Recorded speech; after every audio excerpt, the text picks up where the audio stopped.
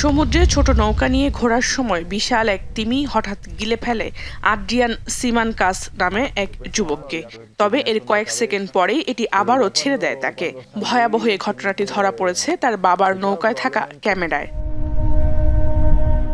শনিবার চিলির মেগাল্লান প্রণালীর সান এলসিদ্রো লাইট হাউসের কাছে আলাদা ছোট নৌকায় করে ঘুরছিলেন আদ্রিয়ান ও তার বাবা। তখনই একটি হ্যামব্যাগ তিমি তাকে গিলে ফেলে।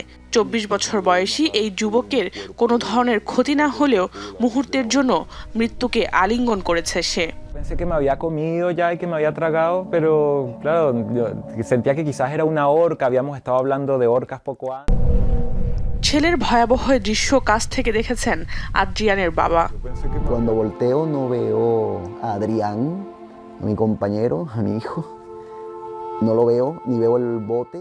Entonces tenía eso en la cabeza.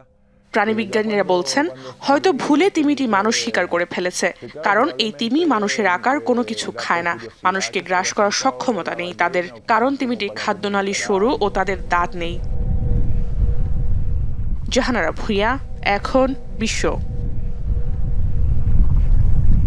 মাঠের অলরাউন্ডার আমি, আর ঘরের allrounder Tylex. Tylex toilet cleaner, clean মানেই টাইলক্স।